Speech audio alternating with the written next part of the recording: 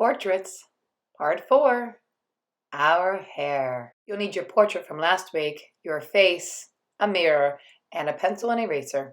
We're going to start with observation of our hairline, the hair by our forehead. For our observation, I'll be doing some simple drawing on a portrait that just has the basics of a face shape and eyes and a nose. This portrait does have the 7 eyes tall mapping on it, and that's going to be important when determining where our hair is.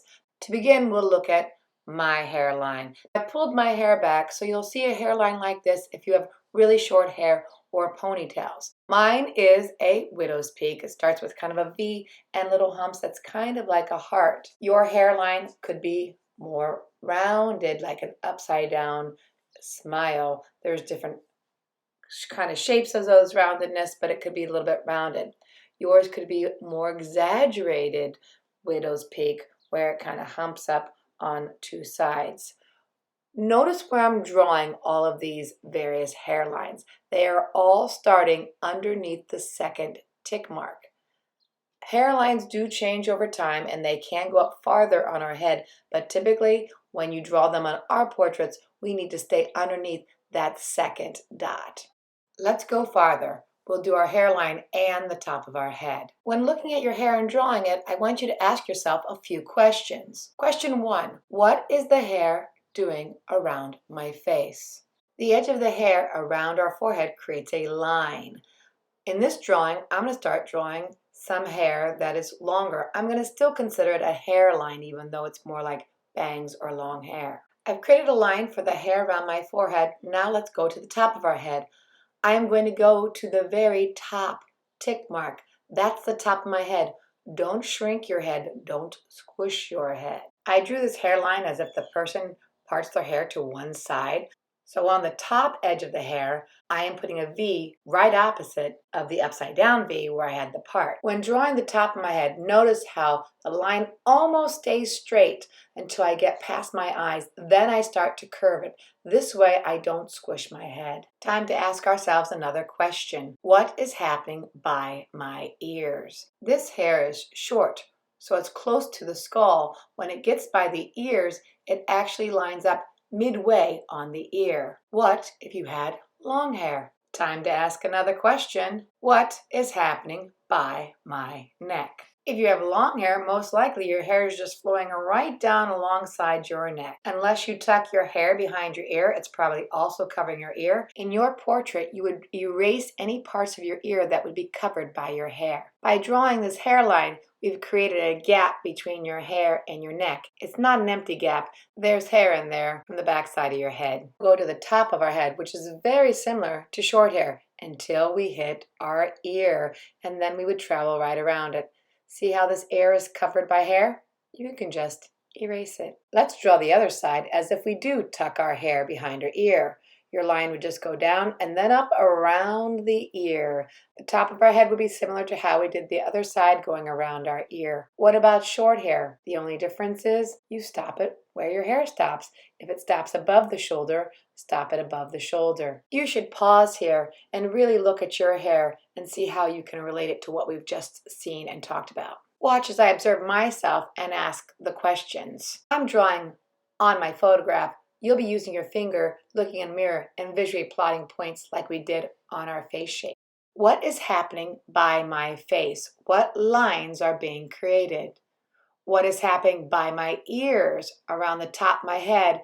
And do I see hair by my neck? Let's draw what that looks like. I have a part, so I did an upside down V, and it's lined up with the outside edge of my eye. Notice the distance. It started underneath the second tick mark. I have a part, so I'm going to put a V right above it on the top side of my head. Now I'm going to start to draw the hairline. Here's what I've noticed. It doesn't start to curve down until it gets past my eye. What's happening by my ear? Well, for me, it goes just past it. Now I'm going to do the other side. I can see a little bit of my widow's peak V there, and then I have my bangs, and they curve around, but not until after my eye. I can look at the shape that got created by my forehead. That's going to be important when putting it in my drawing. Now I'm going to do the top of my head. I'm going to notice where it curves and what's the space between the edge of my hairline and the outside edge. You need to be looking at your head and finding relationships between things that you can draw and things that you see. I am drawing hair along my neck on both sides because I do know my head is turned a little in this photograph. Pause here because it's time to draw. Get out your mirror, get out your previous portrait, and let's start plotting our hair points. I will plot all the major transitions of my hair. So I will plot the point of my widow's peak. When plotting, I'll notice the relationship between tick marks and my actual face. I have a part. My part lines up at the corner of my eye, close to the second tick mark, so I'm doing an upside down V there. I'm going to plot my part on the top of my head with a V almost directly above. I'm going to plot where my bangs curve around my face, right after my eye. I'm going to plot the other side of my widow's peak, which goes directly with the corner of my eye. And I'll plot the transition of my hair as it curves on the other side of my face, how it's lined up with the middle of my eye, and then the outside of my eye, and then ends right down by the corner of my eye. Now, like a dot to dot, I can start to connect those lines to create my hairline.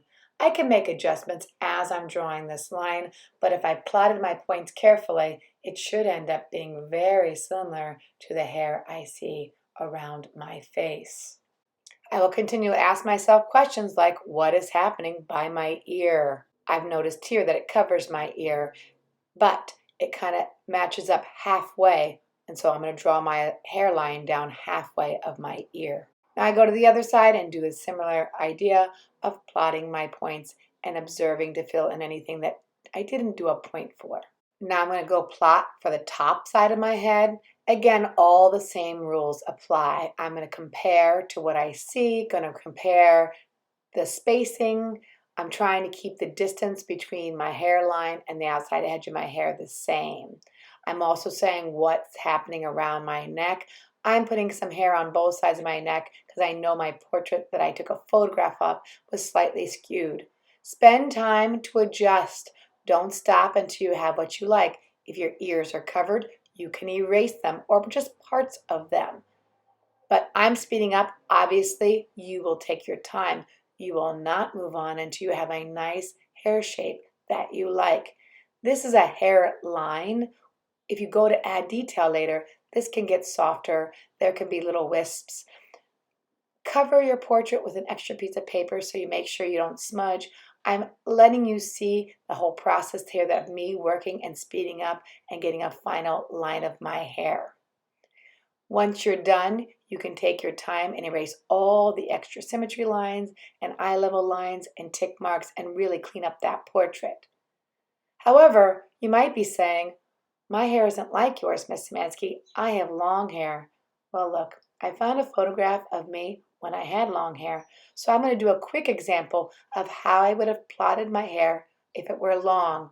I'm not going to go through all the detailed description, but you can watch me and think to yourself about the plotting of the points, about the V's, about the hairlines, widow's peaks, how things line up with my eye. Ask yourself, what's happening around my neck? What's happening? Is it short hair or long hair? If it was shorter, I would have just stopped it around my neck. Or if it's longer, you can just run it right off the page.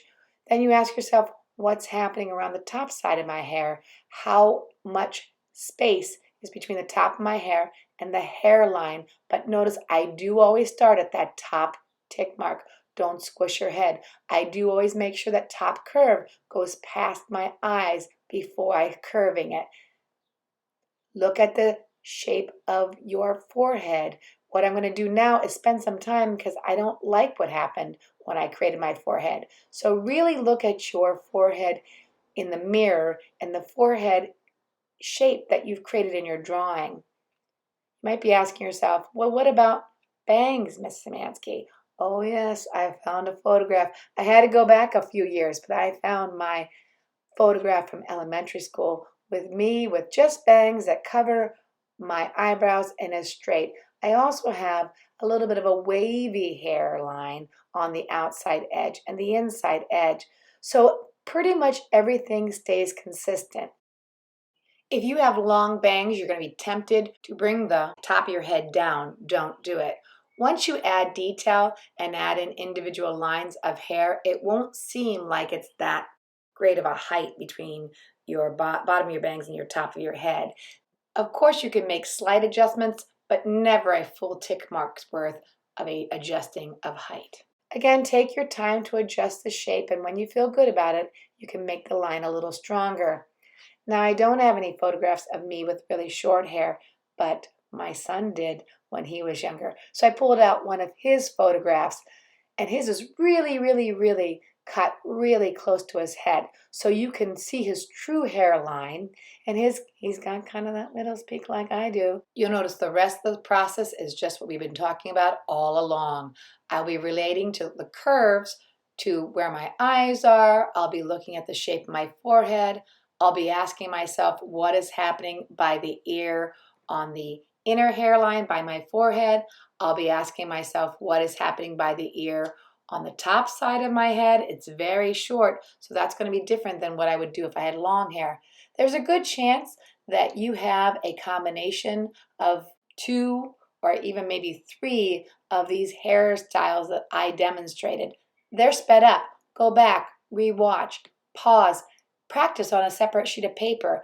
Then you can work on doing your own with observation. There's a lot we covered in our portrait drawing. We covered measurement and proportion with 5 eyes wide and 7 eyes tall. We covered our features like our eyes, our nose, and our mouth. We covered doing our face shape, our neck, our ears, our eyebrows. And now we've just talked about doing our hair. Now you finish up. You'll do some erasing. You'll do some crisping up of lines.